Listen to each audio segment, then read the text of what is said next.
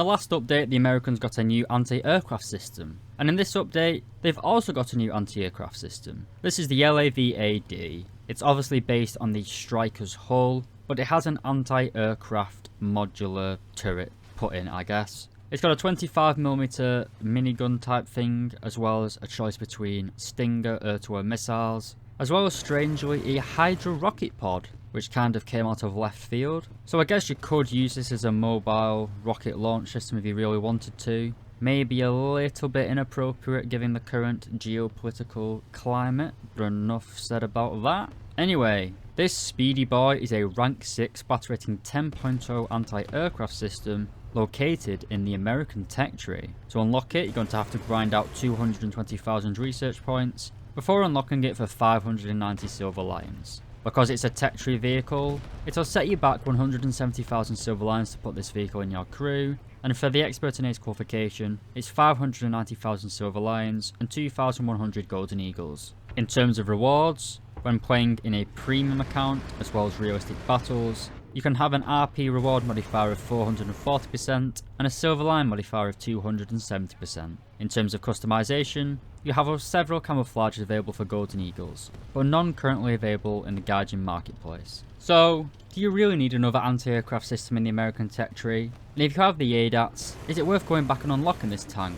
Thinking of which, did the Americans actually need to make another anti-aircraft vehicle? Or is this just another example of the US Army spending a shitload of taxpayer money on an absolutely stupid project which was just meant to keep the producer in design? Maybe, but I guess the US Army couldn't even come close to wasting as much money as the fucking... Because this vehicle uses the LAV chassis, it is naturally going to be very fast. It's powered by an engine producing 275 horsepower, and combined with the vehicle's weight of 13.4 tons, gives it a power to weight ratio of 20.5 horsepower per ton. Now bear in mind this is a 8x8 wheeled vehicle, so power to weight ratio isn't exactly an amazing statistic, because wheeled vehicles have a lot lower torque compared to tractor vehicles, and in return they have a much higher top speed. But the power to weight ratio of the LAV-AD does feel very good, at least in my opinion. The response and acceleration does feel very rapid. You can quickly get where you want to go, as well as change direction very quickly. The tank itself has a top speed of 100 km per hour going forwards and 18 km per hour in reverse.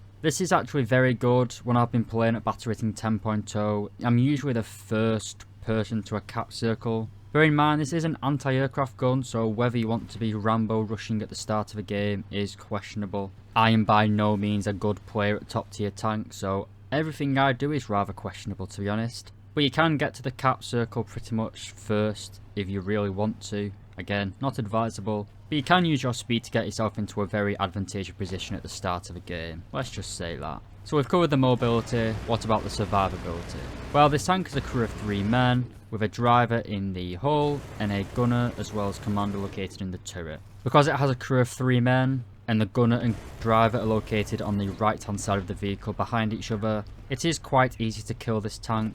A single APF SDS round hitting the right hand side of the tank is likely to one-shot kill you. But it does have a frontally mounted engine which should eat up a high explosive anti-tank shell. But again, don't expect to be surviving anything other than autocannon fire in this thing. It's not very well protected at all, to be honest. And speaking of the armour, let's cover that. So against its own gun, this tank frontally has a pretty much maximum amount of armor protection of 63mm, 2.5 inches. It's nothing special whatsoever. And against APF SDS rounds at battle rating 10.0 guns, it's going to be even less. And if we move up to the turret, the protection is actually a lot less at 43mm. Again, most autocannons will easily be able to punch through this, as well as a few heavy machine guns. The 14.5mm machine guns will be able to kill the gunner and commander in this vehicle from the front. Again, it is an anti-aircraft vehicle, so if you're going up against enemy main battle tanks frontally, then you're kind of playing it wrong.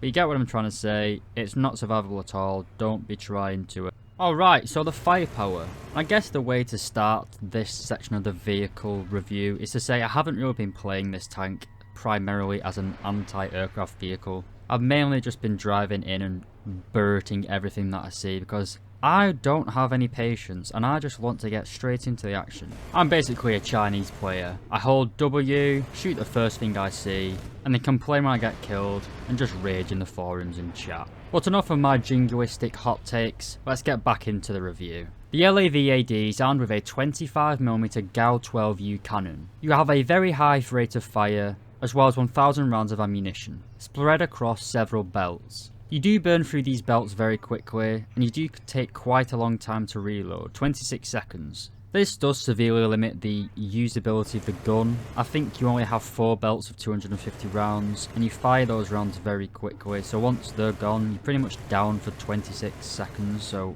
it's quite dodgy in terms of its ability to fight planes and tanks. You don't really have a lot of gun time. But anyway, you do have pretty good vertical guidance characteristics with 65 degrees of gun elevation. It is fairly good in its anti-aircraft role, as well as having 8 degrees of gun depression. Not so useful, to be honest, especially with that 43mm turret armor. One thing I did notice is that the turret rotation speed isn't amazingly quick for an anti-aircraft vehicle. It's rather slow, to be honest. But apart from that, the gun does have a thermal imager as well as a 2-plane gun stabilizer.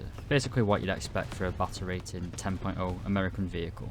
You have a choice between armor piercing and high explosive rounds for your 25mm gun. I'd just stick with the default belts. You get the best of both worlds really, and you don't get any special ammo, to be honest. Plus it's free, and I'm cheap. We then also have the M247 Hydra rocket pod. These Hydra rockets are pretty misplaced here. I don't really know why they're on this vehicle, but they are. They're a high explosive warhead containing 1.9 kilos of TNT. This gives them a 290mm penetration at all ranges, to be honest. So they are quite effective if you do manage to get a hit on target. Like I said, it does kind of act like a multiple launch rocket system. You can't really aim this. It's not a precision weapon. It's more of an area denial weapon, to be honest, and something that you spam at close range. I personally don't use the rockets. I take the 4 extra Stinger missiles. But if you do want to turn yourself into a very expensive and more highly technical, more sophisticated Grad rocket launch system, then by all means do go ahead.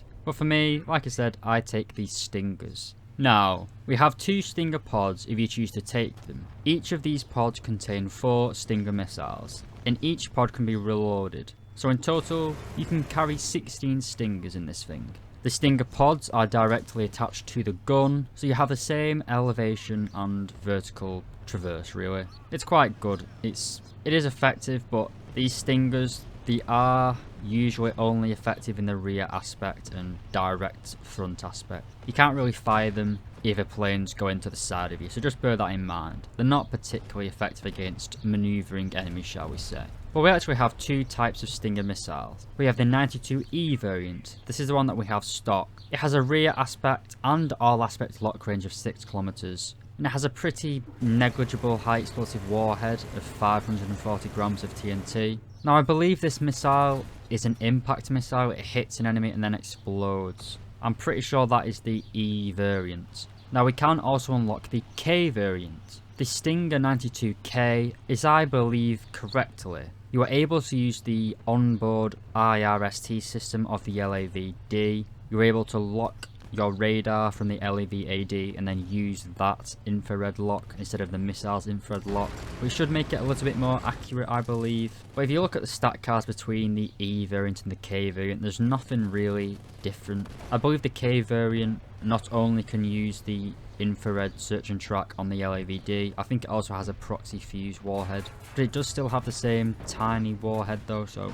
there's basically a negligible difference between the Stinger E and the Stinger K variant, so it doesn't really matter which one you use. They're both pretty awful, to be honest. You can use them against helicopters that are coming in. That's the main use. Using them against planes is pretty ineffective if the enemy player has an actual brain and uses the A or the D key. They can actually avoid it pretty easily, never mind if they actually have flares. So the firepower of the LAV-AD is rather awkward, to be honest. The 25mm gun is very effective against enemy planes if they do come into range of you, but that is bearing in mind they do come into range of you. At top tier, especially helicopters which have quite long range standoff missiles, it's going to be very hard to actually get a kill. You do have the Stinger missiles, but like I said, so is the LAV-AD worth grinding out? Well, to me, not particularly. I already have the ADATs, and that's better in every single way. It is a good backup vehicle, but at battle rating 10.0 there isn't really an American lineup, to be honest. You've only got the first Abrams tank and it isn't particularly that good, really. Most of America's lineups are either at 11.0 or 9.3. So it's kind of in one of those awkward vehicles which doesn't really have a full lineup. It's either you don't really want to up tier vehicles to 10.0 to play with it, and at 11.0 then you've already got the ADATs and the other sort of anti-aircraft system. So there isn't really much love for the LAV-AD, at least from me. It hasn't exactly blown me away. It's not particularly effective in the the ground to air role, to be honest. The gun's alright, but it's not very long hitting. It's a 25mm gun, so you don't really have that long range as you do with the 35mm guns on like the Gepard. And the missiles are just dog shit, really. Same way the Type 93 in the Japanese territory, the little car with Stinger missiles. Everyone knows it's just useless. Granted, the LAV-AD does get a weapon, so it's at least not toothless, but it's really not worth the hassle, to be honest. I'm glad that I already had the ADATs. I don't have to grind this to get to the ADAT, so I feel sorry for anyone that isn't at top tier America already. It's just one of those vehicles that I think should have been bracketed with either the Striker or one of the other mobile air defense systems, to be honest. Making people grind this, it's just not effective, to be honest. But enough of me moaning. So yeah, if you did like the video, then thank you very much, lads. Please leave a like and subscribe if you do feel that I deserved it. If you feel like I really impressed you, then maybe you could join the channel membership. Just like Just Someone, Destroyer 1805, Dr. Bob Tans, Deboa LX, William Tessier, and Lola Alfonsi. Thank you very much, lads, for becoming members of the channel. Some of you boys have been over a year now, so thank you very much. Again, thank you very, very much for watching the video, lads, and I'll see you in the next review.